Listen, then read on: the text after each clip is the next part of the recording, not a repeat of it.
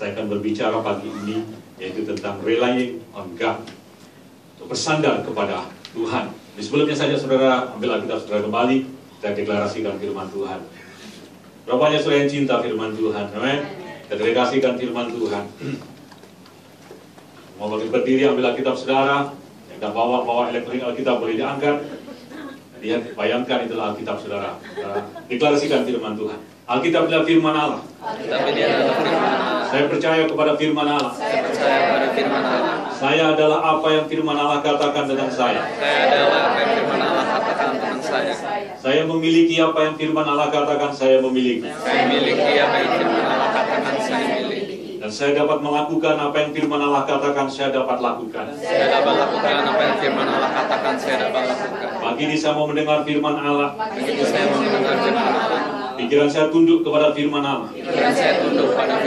Hati saya terbuka untuk firman Allah. Firman Allah hidup. Firman Allah berkuasa. Firman Allah tidak berubah. Saya percaya saya tidak akan pernah sama lagi. Saya tidak akan pernah sama lagi. Kali lagi katakan saya tidak akan pernah sama lagi. Dalam nama Yesus. Amin. Dan kembali saudaraku. Saja sudah membuka Alkitab saudara bersama-sama dengan saya dalam kita lihat dalam kitab Kejadian pasal yang ke-13. Kejadian pasal yang ke-13 kita akan baca ayat 1 sampai dengan ayat yang ke-18. Kita akan baca bergantian. Kejadian pasal 13 ayat 1 sampai dengan ayat yang ke-18. Judul daripada perikop di sini adalah Abram dengan Lot berpisah. Saya akan baca ayat yang ganjil, saudara baca ayat yang genap. Kelihatannya saya sudah mulai kuat, nggak kelihatan. Oke, saya baca di ganjil, saudara baca ayat bersama, ayat yang genap. Maka pergilah Abram dari Mesir ke tanah Negeb dengan istrinya dan segala kepunyaannya, dan Lot pun bersama-sama dengan dia. Oh, thank you. Ada pun Abram sangat kaya ayat yang ketiga, dia berjalan dari tempat persinggahan ke tempat persinggahan, dari tanah Negeb sampai dekat Betel, di mana kemahnya mula-mula berdiri antara Betel dan Ai.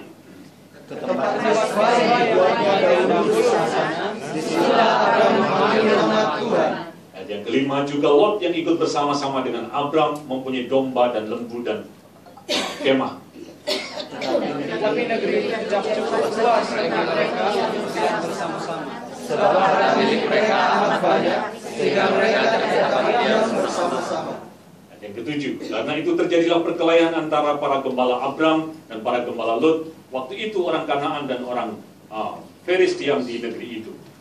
Maka berkatalah Abram pada Lot, janganlah kiranya ada perkelahian antara aku dan kau, dan antara para gembalamu dan para gembalamu, sebab kita ini kerabat. Ayat yang ke-9, bukankah seluruh negeri ini terbuka untuk engkau? Baiklah, pisahkan dirimu daripadaku. Jika engkau ke kiri, maka aku ke kanan. Jika engkau ke kanan, maka aku ke kiri. Lalu Lot melayangkan pandangnya, dan dilihatnya bahwa seluruh lembah Yordan banyak airnya, seperti tanah Tuhan, seperti tanah Mesir, sampai ke Zoar. Hal itu terjadi sebelum Tuhan memusnahkan Sodom dan Gomora. Yang ke-11, sebab itu Lot memilih baginya seluruh lembah Yordan itu. Lalu ia berangkat ke sebelah timur, dan mereka berpisah. Abram menetap di tanah Kanaan, tetapi Lot menetap di kota-kota lembah Yordan dan berkemah di dekat Sodom. Yang 13, adapun orang Sodom sangat jahat dan berdosa terhadap Tuhan. Setelah Lot berpisah daripada Abram, berfirmanlah Tuhan kepada Abram, pandanglah sekelilingmu dan lihatlah dari tempat engkau berdiri itu ke timur dan barat, utara dan selatan. Sebab seluruh negeri yang kau lihat akan kuberikan kepadamu dan kepada keturunanmu untuk selama-lamanya. Dan aku akan menjadikan keturunanmu seperti debu tanah abadi, sehingga jika sebenarnya dapat menunjukkan keturunanmu akan dapat ditunjukkan. Siaplah jalan negeri itu menurut panjang dan lebarnya, sebab padamulah akan kuberikan negeri itu. Sesudah itu Abram memindahkan kemahnya dan menetap dekat pohon-pohon terbatin di Mamre, dekat Hebron. lalu didirikannya mesbah di situ bagi Tuhan. Amen. Saudaraku, dalam kisah yang kita baca tadi di situ antara Abram dengan Lot. Nah, kalau kita lihat dalam cerita itu, mereka waktu itu berada bersama-sama di tanah Negev, dan kemudian karena tempat itu terlalu sempit bagi mereka sehingga mereka untuk berpisah satu dengan yang lainnya. Dan Abram berkata kepada Lot, "Pisahkanlah dirimu daripadaku, kalau kamu ke kanan aku ke kiri, kalau kamu ke kiri aku akan ke kanan." Dan sudah lihat di sini, maka Lot dia melayangkan pandangnya, dia melihat lembah Yordan yang hijau, dan Lot memilih tempat itu. Nah, kalau sudah lihat dalam ayat di situ ditulis bahwa tempat yang dipilih oleh Lot, kalau sudah lihat waktu itu dikatakan adalah Sodom dan Gomora. Nah, kalau kita lihat di sini antara Abram dengan Lot, Lot dia memilih Sodom dan Gomora, tapi Adam tetap tinggal di tanah Negev.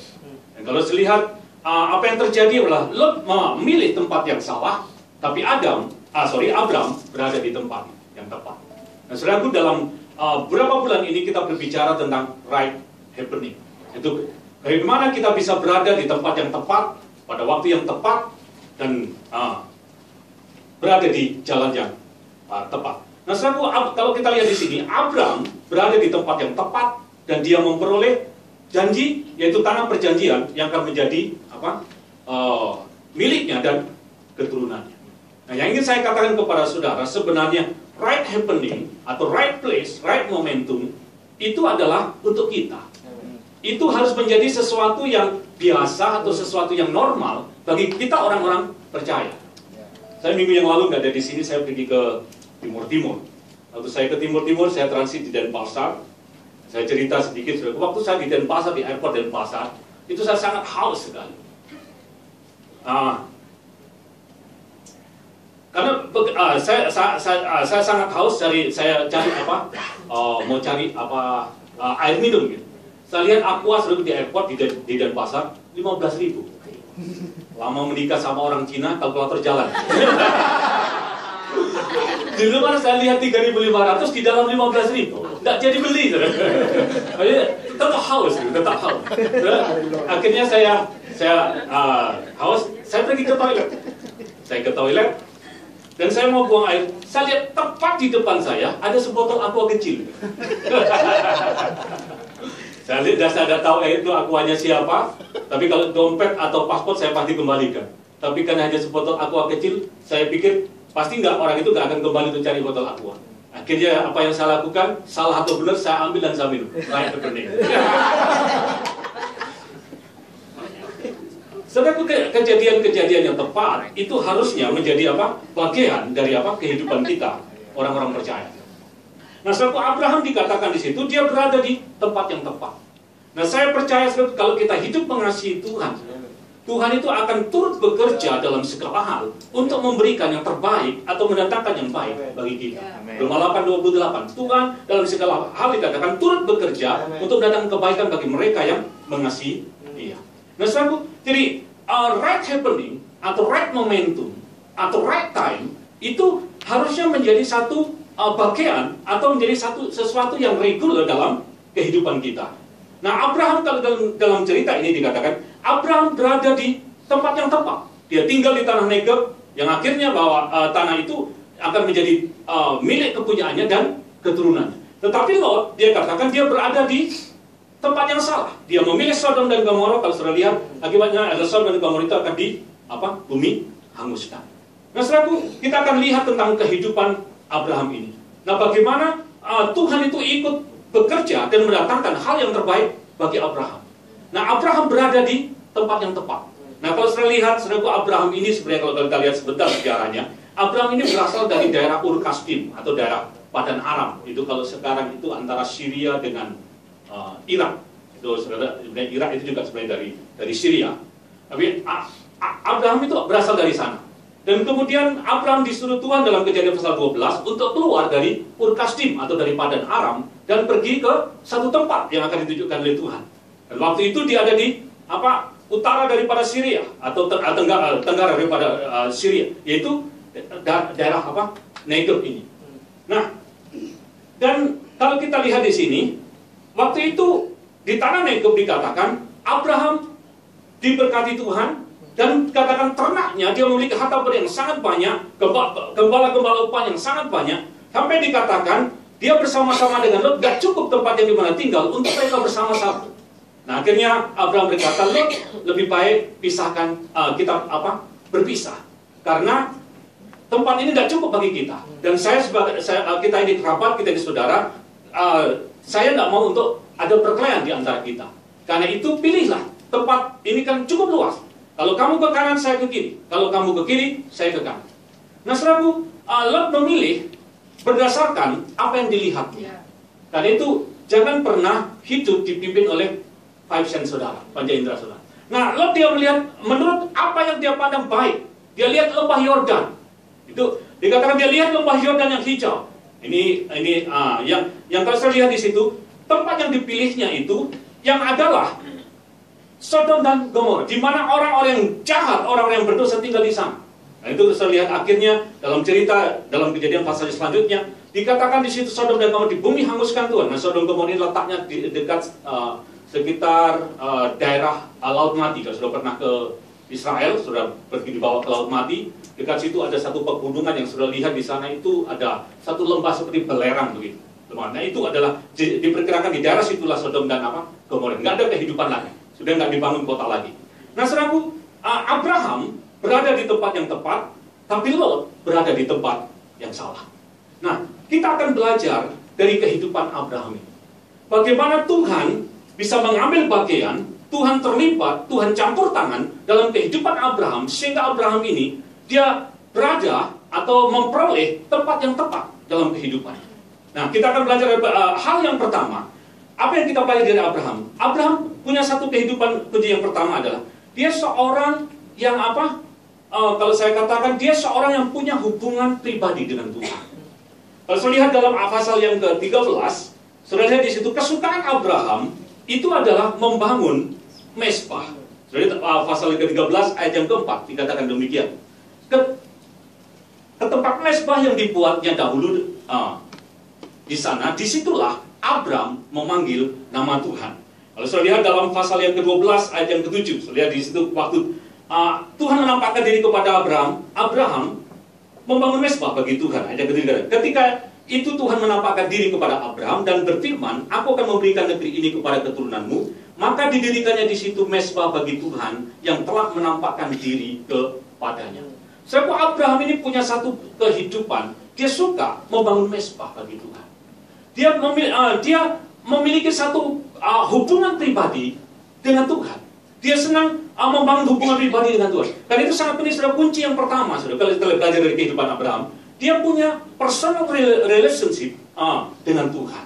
Jadi hubungan pribadi dengan Tuhan, sama katakan para saudara, itu adalah hal yang paling utama dalam kehidupan kita orang-orang percaya. Sebab kekristenan itu bukan religion, bukan agama.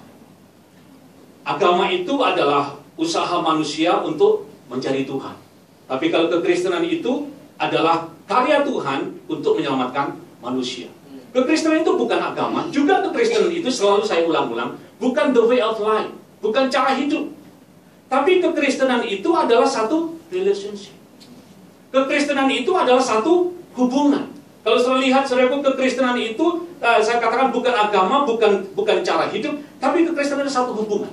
Di mana Tuhan yang maha besar, Tuhan yang maha mulia, Tuhan yang menciptakan langit dan bumi, dia bersama-sama dengan kita dan dia tinggal di dalam diri kita. Amen. Nah, saudaraku, kekristenan itu adalah satu hubungan.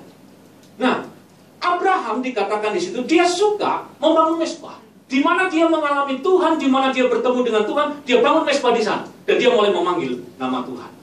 Karena itu hubungan pribadi dengan Tuhan itu sangat penting dalam kehidupan kita. Saudara mengambil waktu untuk berdoa sama Tuhan itu bukan performance. Kita mengambil waktu dengan mengambil jam doa setiap hari itu bukan satu kewajiban ibadah. Karena itu kalau kita melakukannya sebagai satu kewajiban ibadah itu akan menjadi sesuatu yang legalistik. Sehingga kalau kita nggak berdoa kita ada feel guilty. Saudaraku, waktu doa itu bukan performance. Tapi kita membangun jam doa, ada waktu doa, karena kita membangun satu hubungan dengan Tuhan. Karena itu sangat penting bagi kita orang percaya. Kita ada satu waktu untuk kita bangun hubungan dengan Tuhan. Dan kalau saudara mengerti sebenarnya, Tuhan menciptakan manusia itu untuk satu hubungan. Coba katakan hubungan. Dalam Kejadian pasal yang pertama dikatakan, Tuhan menciptakan manusia itu menurut gambar dan rupanya. Gambar dan rupanya itu artinya selevel sama Tuhan, sejenis sama Tuhan. Nah, saudara tahu, kita nggak akan bisa bersekutu dengan sesuatu yang nggak satu level atau nggak sejenis. Ada di antara saudara yang pernah berbicara sama binatang? Ada? Maaf, saudara, yang sama kita dengan binatang bukan satu jenis, bukan satu level. Kita nggak akan bersekutu dengan binatang. Karena itu teori evolusi saudara sama sekali nggak ada kebenarannya. Karena manusia dengan binatang itu udah satu level. Tapi waktu Tuhan menciptakan manusia, dikatakan dia segambar dan serupa dengan Tuhan. Perkataan human itu yang saya pernah katakan dari kata you and man. You di sini adalah berasal dari kata humus, artinya debu, tapi yang is itu adalah roh. Jadi manusia itu adalah tubuhnya dari debu, tapi manusia yang sebenarnya itu adalah roh yang berasal dari roh Tuhan. Jadi saudaraku, manusia itu dikatakan selevel, segambar, serupa dengan Tuhan. Nah, karena dia segambar serupa dengan manusia, diciptakan segambar serupa dengan Tuhan. Karena Tuhan menciptakan manusia supaya Tuhan itu bisa bersekutu dengan manusia. Kerinduan Tuhan pertama kali menciptakan manusia adalah untuk satu fellowship. Karena itu ketika manusia jatuh dalam dosa, saudaraku, Tuhan itu miss untuk bersekutu dengan manusia. Dalam Mazmur pasal 14 dikatakan, mata Tuhan dikatakan dia memandang dari surga, dia mencari orang-orang yang mencari dia. Ketika manusia jatuh dalam dosa, Tuhan miss untuk bersekutu dengan manusia. Dia mencari, dalam Tawarikh dikatakan dia menjelajah ke seluruh bumi. Dia mencari untuk orang-orang yang mau bersekutu sama dia. Karena itu ketika dia ketemu ke dalam Kejadian pasal yang ke-6, dia ketemu dengan Henokh, seorang yang bergaul dengan Tuhan, seorang yang mencari Tuhan dikatakan, maka Tuhan meresponi Henokh. Karena dikatakan selama 360 tahun Henokh bergaul dengan Tuhan. Saudaraku, persekutuan dengan Tuhan itu adalah hal yang sangat utama dan sangat penting, katakan sangat primer, sangat hakiki dalam kehidupan kita orang-orang percaya. Abraham dikatakan dia suka membangun mezbah. Nah, karena itu, saudaraku, kenapa Abraham ini bisa mengalami right happening, right momentum, mengalami right time? Karena apa? Dia seorang yang apa? Suka bersekutu sama Tuhan. Nah, karena itu, saudara dan saya, kita perlu bangun hubungan ini dengan Tuhan. Saudaraku, saya mau katakan para saudara, kita persekutuan dengan Tuhan itu adalah hal yang sangat primer dalam kehidupan kita. Waktu Yesus datang ke dalam dunia ini, kalau saudara lihat, dia datang untuk menebus kita. Dia mati di atas kayu salib. Dia darahnya dicurahkan untuk mengampuni saudara dan saya, menyucikan saudara dan saya, menempatkan saudara kudus dan layak di hadapan Tuhan, sehingga Tuhan mau bisa tinggal di dalam diri saudara. Yesus datang itu untuk supaya Tuhan itu bisa tinggal di dalam diri kita dan kembali bersekutu dengan kita. Karena dikatakan, aku akan membangun kembali pondok Daud yang telah roboh. Yesus datang untuk membangun kembali rumah Tuhan, di mana terjadi satu hubungan, satu komunikasi yang akrab, yang intim antara Tuhan dengan manusia. Abraham, dia suka membangun mezbah dengan Tuhan. Ketika kita bangun mezbah dengan Tuhan, hal ini sangat menyenangkan hati Tuhan. Tidak ada cara lain yang bisa menyenangkan hati Tuhan selain kita bangun hubungan yang intim dan akrab dengan Tuhan. Dalam Kisah Rasul pasal yang ke-13 sudah dikatakan, Tuhan menemukan Daud seorang yang dikatakan seorang yang berkenan di hatinya. Dalam bahasa Inggrisnya dikatakan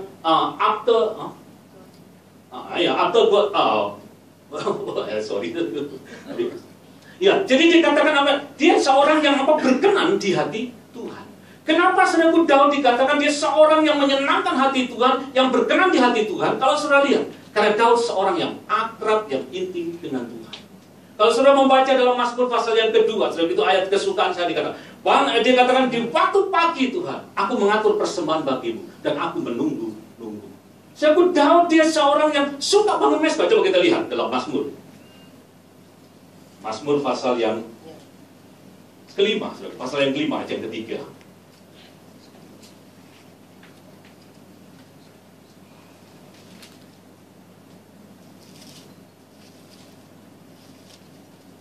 Mazmur pasal yang kelima ayat yang ketiga dikatakan demikian. Perhatikanlah teriakku minta tolong ya Rajaku dan Allahku, sebab kepadamu lah aku berdoa. Ayat yang keempat kalau dalam bahasa Indonesia dulu pasti. Dikatakan begini, Tuhan pada waktu pagi engkau mendengar seruanku. Pada waktu pagi aku mengatur persembahan bagimu dan aku menunggu. Juga dikatakan setiap hari Daud dia mengatur persembahan bagi Tuhan. Dan di dalam Mazmur pasal yang ke-53 kalau saya lihat di sana saudaraku, Daud ini adalah seorang pendoa, seorang pemuji, seorang penyembah. Coba kita lihat Mazmur pasal yang ke-57. Mazmur pasal 57.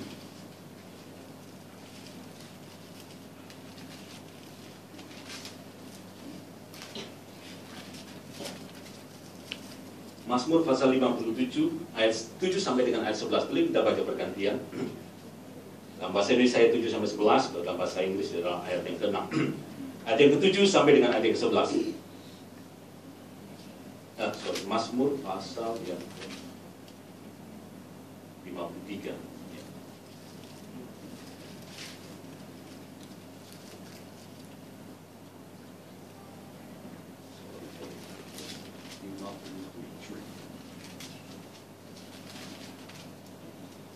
Ya, Mazmur pasal 57. Ayat yang ke-8. Dalam bahasa Indonesia, sorry. Ayat yang ke-8 sampai dengan ayat yang ke-12. Kita baca bergantian. Saya baca yang genap, saya baca yang ganjil. Hatiku siap ya Allah, hatiku siap. Aku mau menyanyi dan aku mau bermazmur. Bangunlah hai jiwaku, bangunlah hai yang sudah tercapai. Aku mau membangunkan kerajaan. Aku mau bersyukur kepadamu di antara bangsa-bangsa ya Tuhan. Dan aku mau bermazmur bagimu di antara suku-suku bangsa. Sebab kasih setiamu sampai ke langit dan kebenaranmu sampai ke awan-awan. 12 bersama-sama 2, 3. Tinggikanlah dirimu mengatasi langit ya Allah, dan biarlah kemuliaanmu meliputi seluruh bumi. Jadi Mazmur pasal 57 Daud dia melukiskan di situ. Dikatakan hatiku siap ya Allah, hatiku siap dan aku mau bernyanyi dan aku mau bermazmur. Daud dia seorang yang membangun mezbah bagi Tuhan. Dia punya hubungan yang akrab, yang intim dengan Tuhan. Dan itu dikatakan dia seorang yang berkenan di hati Tuhan, seorang yang menyenangkan hati Tuhan. Saya katakan pada saudara, tidak ada cara yang paling menyenangkan hati Tuhan selain kita mengambil waktu bersekutu dengan Tuhan. Sebut doa, pujian, dan penyembahan itu adalah satu hal yang menyenangkan hati Tuhan. Nah, saya setiap kali, saudara, kalau saya bangun pagi, saya sering menyanyi satu lagu yang lagu itu lagu lama, yang lagunya itu begini, yang Selamat Pagi Bapak. Ini boleh nyanyi ya? Boleh. Kita belajar, saudara mungkin sudah tahu aja, kita nyanyi sama-sama. Tapi biasanya saya sering kali kalau bangun pagi, saya selalu berkata, selamat pagi Roh Kudus, I love you so much, you are very precious to me. Dan sering kali saya nyanyikan lagu ini, Selamat Pagi Bapak, kalau kita nyanyikan sama-sama. Ini lagu lama, saudaraku, dan saya suka lagu ini. Selamat pagi Bapa, selamat pagi Yesus, selamat pagi Roh Kudus. Terima kasih. Terima kasih atas anugerah-Mu. Semalam telah berlalu, ku memuji, ku bersyukur, memuliakan nama-Mu.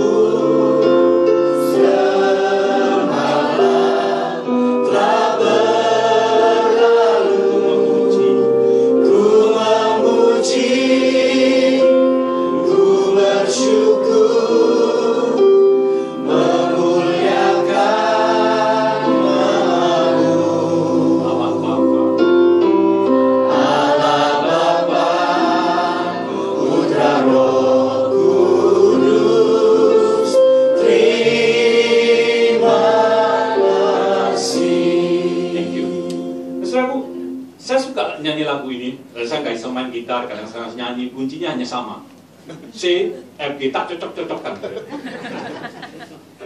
Saya persekutuan dengan Tuhan itu adalah sesuatu yang sangat hakiki dalam hidup kita. Jadi Abraham dikatakan dia di mana saja dia pergi, dia selalu pertama dia bangun mezbah bagi Tuhan dan dia memanggil nama Tuhan di sana. Nah, kalau saudara lihat di sana, saudaraku, waktu dia berkata kepada Lot, kamu pilih saja, kamu ke kanan, aku ke kiri. Kalau kamu ke kiri, aku ke kanan.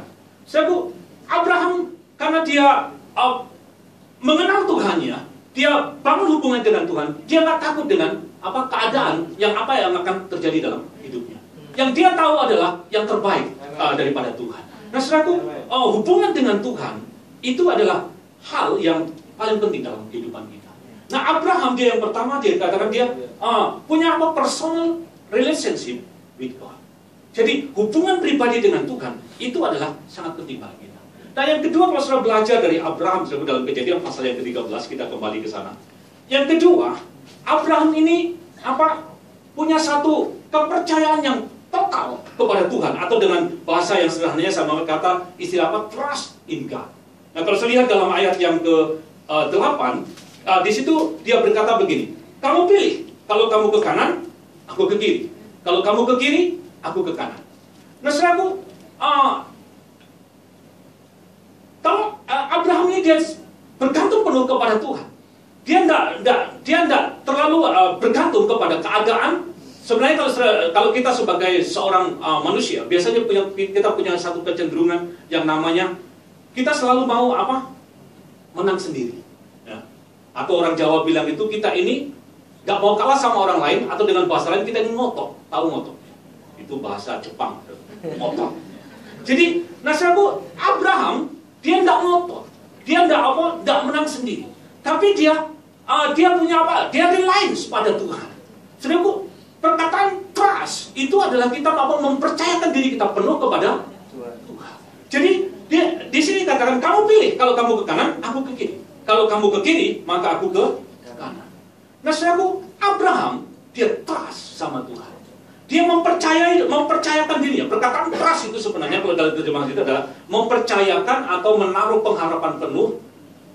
Itu adalah arti trust, atau kita mengharapkan penuh. Itu adalah perkataan trust. Nah, saudaraku, orang yang trust sama Tuhan, itu kalau yang saya mau katakan, dia nggak pernah memaksakan kehendak. Orang yang trust sama Tuhan nggak mau menang sendiri. Orang yang trust sama Tuhan itu, kalau saya mau katakan, dia itu orangnya ngalah. Kalau orang dunia ini kita harus fight. Memang sebagai hidup tetap kita memang harus berjuang. Tapi kita nggak perlu fight sama orang lain.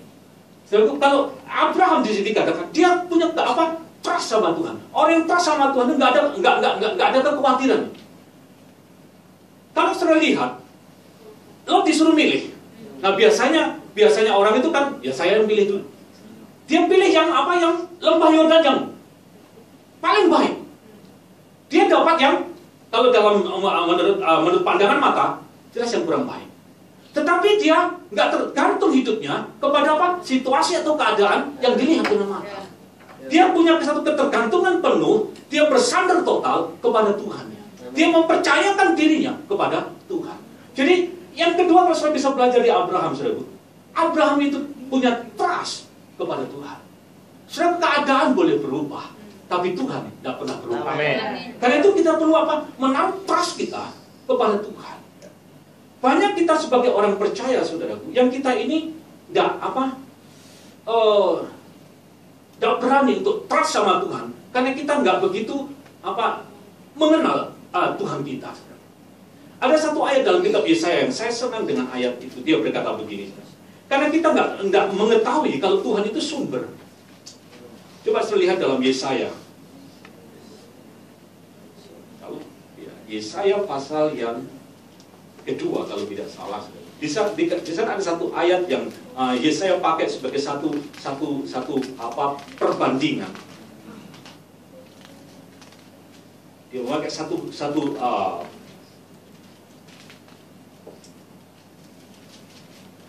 Yesaya pasal yang kedua.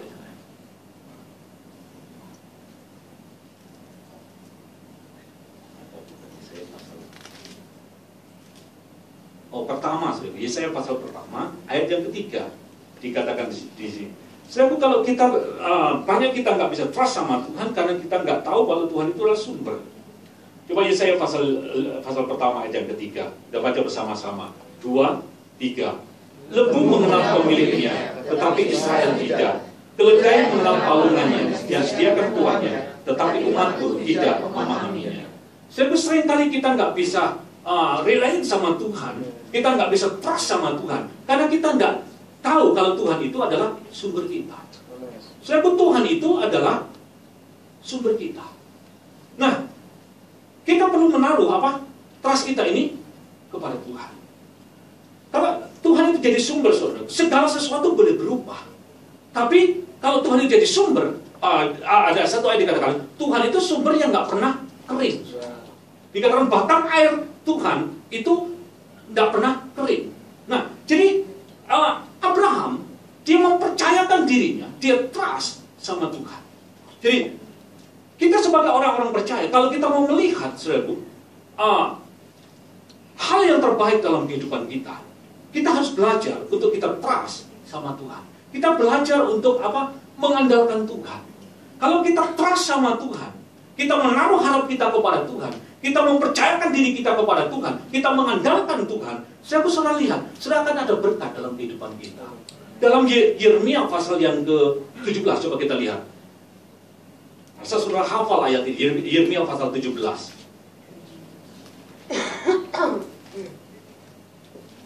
Ayat yang ke-7 dan ayat yang ke-8. Dikatakan di situ, kalau dari ayat di atasnya, kutub atas yang mengandalkan kekuatannya, tetapi terlihat ayat yang ke-8, ayat 7 dan ke-8. Dikatakan demikian. Kita baca bersama-sama, 2, 3. Diberkatilah orang yang mengandalkan Tuhan dan yang menaruh harapannya pada Tuhan. Ia akan seperti pohon yang ditanam di tepi air, yang merambatkan akarnya ke tepi batang air, dan yang tidak mengalami datangnya panas terik, yang daunnya tetap hijau, yang tidak khawatir dalam tahun kering, dan yang tidak berhenti menghasilkan buah. Jadi katakan diberkatilah orang yang mengandalkan Tuhan, orang yang menaruh percayanya, orang yang mengharapkan Tuhan. Jadi dikatakan diberkatilah. Jadi trust itu mendatangkan berkat dan menarik perkenanan Tuhan dalam kehidupan kita. Jadi kita harus belajar untuk trust sama Tuhan. Saya trust sama Tuhan itu artinya begini, kita itu mempercayai Tuhan sepenuhnya, bahwa Dia itu adalah able, Dia itu adalah dapat. Suatu ketika waktu Tuhan menampakkan diri kepada Musa, Dia berkata kepada Musa begini, Musa, kamu pergi bebaskan bangsa Israel dari tanah Mesir. Terus kemudian Musa bertanya kepada Tuhan begini, Tuhan, kalau kamu menyuruh aku, pasti mereka akan tanya siapa namamu. Karena itu tunjukkan kepada aku siapakah namamu. Tuhan tidak menjawab apa. Apa jawaban Tuhan pertama kepada Musa? Dia berkata apa? Dalam bahasa Indonesia adalah apa? Aku adalah aku. I am that I am. Saya pun dikatakan I am that I am. Jadi Tuhan berkata kepada Musa, katakan kepada mereka, aku adalah aku. Apa maksudnya, saudara? Saya pun maksudnya seperti ini. Dia berkata I am that I am. Artinya begini, Tuhan itu adalah He is. Artinya ini, kalau kamu perlu kesembuhan, aku adalah penyembuhmu. Kalau kamu dalam kekurangan, aku adalah yang mensuplai engkau. Kalau kamu dalam kesulitan, aku akan menolong engkau. Jadi I am that I am itu adalah, Tuhan itu adalah seperti apa yang kamu perlukan, aku akan menjadi seperti apa yang kamu perlukan. Amen. Jadi kita perlu trust sama Tuhan, bahwa Tuhan itu sanggup, Tuhan itu able, Dia adalah He is. Dia adalah I am that I am. Nah kita perlu menaruh trust kita kepada Tuhan. Dan trust ini, saya tadi katakan, itu akan mendatangkan berkat dan menarik perkenanan Tuhan dalam kehidupan kita. Suatu ketika saudara pernah mendengar satu cerita, waktu Hizkia dikepung oleh tentara Sanherib. Saudara lihat di sana di dalam kitab Raja, tapi nggak usah dibuka, saya sebutkan saja. Dalam kitab 2 Raja-Raja pasal 19. Di situ ceritanya adalah Hizkia, Yehuda dikepung oleh Sanherib. Sebab waktu itu Sanherib ini adalah Raja Asyur. Asyur ini tadi saya katakan, sudah kenal Asyur, itu adalah Syria saat ini. Sudah kenal dengan siapa itu? Bin pemimpin sekarang Asya bin. Apa Raja Syria? Presiden Syria? Bin Salah bin. Sangat hebat, sudah lihat yang presiden yang sekarang, yang coba Amerika jatuhkan, dia pakai orang-orang dalam yang akhirnya menjadi Islamic State. Saudaraku, Asad, Presiden Asad, susahnya Asad bin ya. Nah, saudara lihat Sanherib ini adalah tingkat Raja Asyur. Suatu Raja Asyur itu raja yang sangat kuat. Sudah tahu Syria itu adalah sebenarnya memang bangsa yang cukup lama, dan mereka bangsa yang sangat kuat, dan mereka kegemarannya adalah berperang dan menguasai bangsa-bangsa lain. Itu kegemarannya mereka sampai saat ini juga. Nah, saudaraku, waktu itu dikatakan Sanherib ini dia bersama-sama dengan Tirhaka, raja Ethiopia, dia bergabung, dia mengepung Yehuda. Nah, waktu itu dikatakan Tirhaka berkata kepada mereka supaya Yehuda yang dipimpin oleh Hizkia waktu itu untuk menyerahkan diri atau menaklukkan diri kepada Raja Asyur. Dan dalam 2 Raja-Raja pasal 19 itu dikatakan Tirhaka berkata begini, apakah ada dari bangsa-bangsa yang nggak bisa ditaklukkan oleh Asyur? Bahkan dikatakan di situ disebutkan tentang raja-raja yang ada di daerah Kanaan waktu itu. Dikatakan raja-raja itu dikatakan mereka itu kuat-kuat, punya Allah yang katanya hebat, tapi semuanya bisa ditaklukkan oleh Asyur.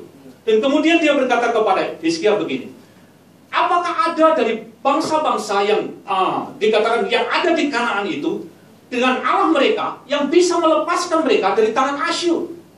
Terus dia berkata begini, janganlah kamu percaya kepada Hizkia yang berkata bahwa Yehova akan melepaskan kita. Sebab waktu itu Hizkia dia menaruh percayanya kepada Tuhannya. Dia percaya kepada Yehova bahwa Yehova akan melepaskan dia. Karena itu dia berkata kepada orang Yehuda waktu mereka memperkatakan olok-olokan itu, mereka berkata kepada penduduk Yehuda, dikatakan diam dan jangan berkata apa-apa. Karena Hizkia berpesan kepada mereka, Tuhan pasti akan melepaskan kita.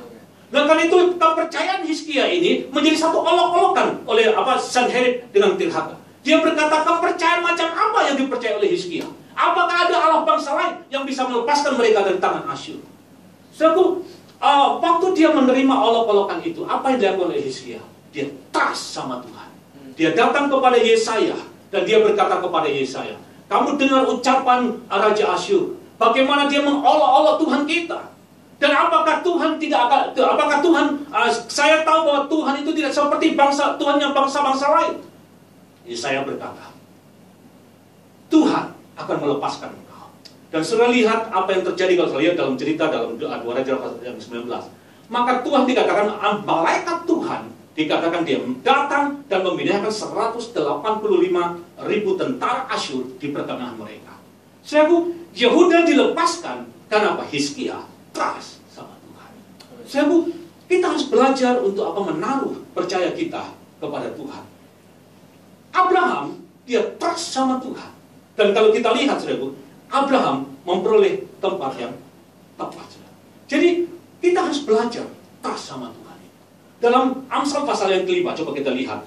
Pas saya 2 minggu yang lalu.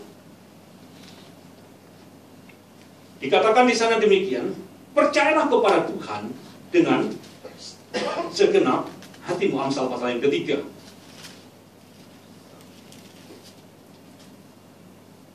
Ayat yang kelima dan ayat yang keenam dikatakan demikian. Percayalah kepada Tuhan dengan segenap hatimu dan janganlah bersandar kepada pengertianmu sendiri. Akuilah dia dalam segala lakumu, maka ia akan meluruskan jalanmu.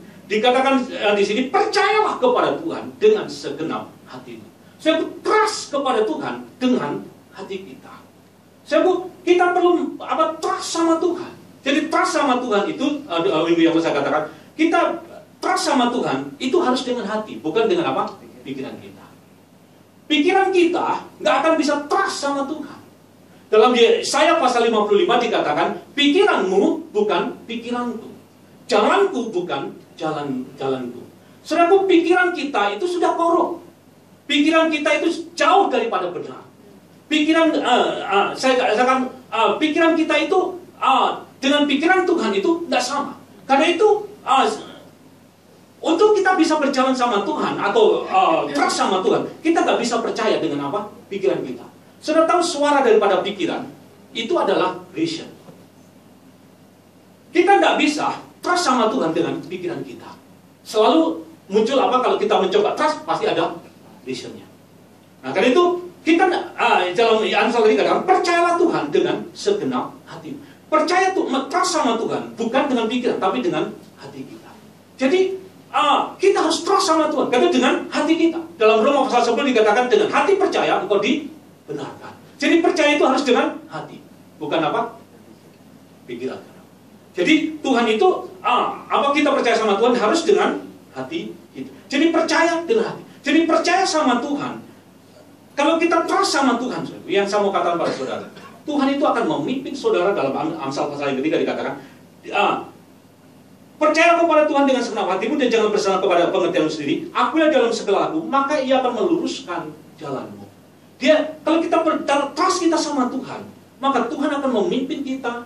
Tuhan akan membawa kita ke tempat yang tepat dan kita akan berjalan di jalan yang benar. Jadi yang kedua, saudaraku, kita belajar dari Abraham. Dia trust sama Tuhan. Yang pertama, kunci yang pertama kita bisa belajar dari Abraham adalah dia seorang yang punya hubungan sama Tuhan. Yang kedua, dia punya trust in God, atau punya satu kepercayaan kepada Tuhan. Yang ketiga, saudaraku, kalau kita belajar dari Abraham ini, dia seorang yang berpegang kepada firman Tuhan atau janji Tuhan. Jadi yang ketiganya stick on God's word. Jadi kalau saya lihat Abraham, dia berkata kepada Lot begini, pilihlah kamu, kalau kamu ke kanan aku ke kiri, kalau kamu ke kiri aku ke kanan. Saudaraku, Abraham dia hidup berdasarkan kepada apa yang Tuhan katakan. Kalau saya lihat dalam Kejadian pasal yang ke-12, Tuhan berkata kepada Abraham begini, aku akan memberkati berlimpah-limpah dan aku akan memberikan kepadamu satu negeri. Jadi Abraham dia berpegang kepada apa yang Tuhan katakan. Jadi Abraham berpegang pada janji Tuhan bahwa Tuhan akan memberikan kepada dia satu wilayah. Jadi dia berkata kepada Lot, pilih, karena waktu itu Tuhan nggak berbicara kepada Abraham untuk ambil negeri itu, belum. Tapi Tuhan hanya berkata, keluar dari negerimu, aku akan berikan kepadamu satu negeri. Nah, dia berkata kepada, pilih negeri itu. Karena dia mengharapkan bahwa Tuhan akan memberikan satu negeri yang pasti lebih baik dari apa yang dilihat oleh Lot. Jadi Abraham dikatakan di sini, Abraham dia berpegang kepada janji Tuhan. Siapa orang yang berpegang teguh kepada janji, saudara? Dia nggak akan menggunakan kekuatannya atau menang sendiri. Tapi dia bergantung penuh kepada apa? Janji Tuhan. Nah, kalau kita berpegang, saya mau katakan pada saudara, kalau saudara berpegang teguh kepada janji Tuhan, kita pasti akan melihat kegenapan dari janji Tuhan itu. Dalam Bilangan pasal yang ke-23 ini ayat pasal yang terkenal. Coba kita lihat di sana sebentar.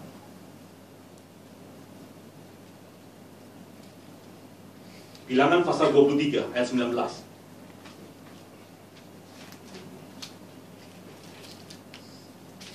Bilangan pasal yang ke-23 ayat 19, kita baca bersama-sama. 2, 3. Allah bukanlah manusia sehingga ia berdusta, bukan anak manusia sehingga dia menyesal. Masakan ia berfirman dan tidak melakukannya, atau berbicara dan tidak menepatinya. Dalam Bilangan pasal 23 sini dikatakan Tuhan itu tidak bisa berdusta. Yang mau saya katakan kepada saudara ini, Tuhan itu nggak akan pernah mengingkari apa yang Dia katakan. Tuhan juga nggak pernah bisa melawan dari apa yang Dia katakan. Tuhan itu, kalau saya mau katakan, Tuhan itu satu dengan apa? Firman-Nya. Yohanes pasal yang pertama dikatakan begini, pada mulanya adalah firman, dan firman itu bersama-sama dengan Allah, dan firman itu adalah Allah. Saudara, Tuhan itu satu dengan firman, dan firman-Nya, firman Tuhan itu adalah Tuhan itu sendiri. Jadi firman Tuhan itu adalah hakikat Allah itu sendiri. Karena itu Tuhan gak akan pernah bisa mengingkari atau Dia bisa berlawanan dengan apa yang dikatakan. Karena itu kalau kita berpegang kepada apa yang Tuhan katakan, saudara, maka Tuhan akan bertindak di atas apa yang Dia katakan. Saudara, karena itu sangat penting saudara stick, saudara nempel, saudara pegang teguh kepada janji Tuhan. Kalau saudara berpegang teguh kepada janji Tuhan, saudara akan keluar dengan kesaksian. Jadi, if you stick on God's word, saudara, you will come out with testimony. Saudara, kita perlu apa? Berpegang teguh kepada apa? Firman Tuhan ini. Jadi, Abraham dikatakan dia berpegang teguh kepada apa? Firman atau janji daripada Tuhan. Jadi, firman Tuhan yang saya ingin katakan, firman Tuhan itu adalah Tuhan itu sendiri. Jadi, kalau saudara mau mengerti, saudara, Tuhan itu tidak pernah memberikan kepada kita kesembuhan. Tanda kutip, nanti saya akan jelaskan. Tuhan juga nggak pernah memberikan kepada kita job atau pekerjaan. Tuhan nggak pernah memberikan kepada kita harta atau keuangan. Tapi yang Tuhan lakukan adalah Dia memberikan firman-Nya di dalam hati kita. Karena ketika Dia memberikan firman-Nya, Alkitab katakan dalam kitab Mazmur ini, disampaikannya firman-Nya dan disembuhkannya mereka. Sebab Tuhan selalu bekerja melalui firman-Nya. Karena itu sangat penting saudara memiliki firman di dalam hati saudara. Ketika saudara memiliki firman, maka Tuhan akan bertindak di atas firman itu. Jadi Tuhan itu bertindak berdasarkan apa yang Dia katakannya. Jadi Daud dia mengerti hal ini. Dia berkata begini, firman-Mu Tuhan jauh lebih berharga daripada emas tua. Ketika saudara memiliki firman, saudara memiliki semuanya. Saya bukan itu saudara perlu memiliki firman ada dalam hati saudara. Karena itu pewajiban rema itu sangat penting dalam hidup kita. Kalau saudara punya firman, Tuhan akan bertindak atas firman-Nya. Karena itu dalam Yesaya pasal 55 dikatakan begini, firman Tuhan itu seperti hujan yang turun ke atas bumi. Dikatakan air itu dia akan mengairi. Dan dia nggak akan pernah kembali, dikatakan apa? Dengan sia-sia. So, kalau firman itu disampaikan, firman Tuhan yang diberikan kepada kita, maka firman itu Tuhan akan bekerja di atas firman-Nya. Firman Tuhan tidak akan kembali dengan tangan kosong. Firman Tuhan dia akan berhasil. Dalam Mazmur dikatakan, waktu firman Tuhan disampaikan, maka dia akan segera berlari. Karena itu penting saudara punya firman dalam hati saudara. Abraham dia stick kepada firman-Nya. Dan dia datang dengan mujizat. Saya mau katakan kalau saudara stick kepada firman Tuhan, saudara akan keluar dengan kesaksian. Kalau saudara punya firman, apapun yang saudara sedang bergumul, mungkin saudara sakit, tapi saudara punya firman. Dan firman itu menjadi rema. Waktu saudara membaca oleh Bill Yesus, aku telah disembuhkan. Ketika itu jadi rema, dan saudara stick di sana, saudara berdiri di sana, maka Tuhan akan bekerja sesuai dengan firman. Tuhan tidak pernah memberikan kepada kita kesembuhan, tapi yang Tuhan berikan kepada kita terlebih dahulu adalah firman-Nya. Ketika disampaikannya firman-Nya dan disembuhkannya mereka. Saudaraku, kita perlu stick kepada firman Tuhan. Saudaraku, yang pertama, Abraham, yang pertama, punya personal relationship, hubungan pribadi. Yang kedua, Abraham trust sama Tuhan. Yang ketiga, Abraham dia stick kepada firman-Nya. Dia berpegang teguh kepada firman-Nya. Yang keempat, yang terakhir, Abraham, kalau kita belajar di sini, dia led by God. Dia tidak berjalan dengan panca inderanya, tapi dia mau dipimpin oleh Tuhan. Karena dia berkata kepada, pilih kamu. Dan Lot, dia menggunakan panca inderanya. Dia lihat lembah Yordan yang hijau, yang subur, yang makmur, yang kaya. Dan kemudian dia berkata, aku ke sana. Abraham, dia dipimpin oleh Tuhan. Dan saudaraku, karena dia berdiri di atas janji Tuhan, dia trust sama Tuhan, dia punya hubungan sama Tuhan. Kalau saya lihat dalam Kejadian pasal yang ketiga tadi, Tuhan menampakkan diri kepada Abraham. Abraham, aku akan memberikan seluruh negeri ini kepadamu dan kepada keturunanmu. Saudaraku, Abraham dipimpin oleh Tuhan.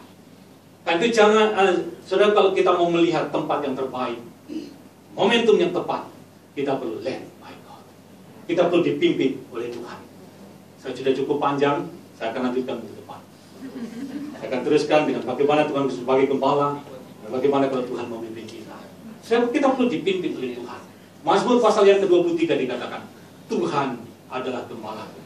Takkan kekurangan aku, dibandingkan aku di atas rumput yang hijau. Sekalipun aku berjalan dalam lembah kegelapan, aku tak takut bahaya, karena Tuhan beserta. Gadamu dan tongkatmu itu menghiburkan aku. Begitu engkau menyediakan hidangan bagiku di hadapan para lawanku, dan pialaku penuh melimpah. kebajikan dan kemurahan belaka akan mengikut aku seumur hidupku. Saudaraku, biar saudara keluar dari tempat ini, biarkan Tuhan memimpin saudara. Nama kita. Jadi satu lagu saat kita melihat jalan. Aku percaya, aku percaya.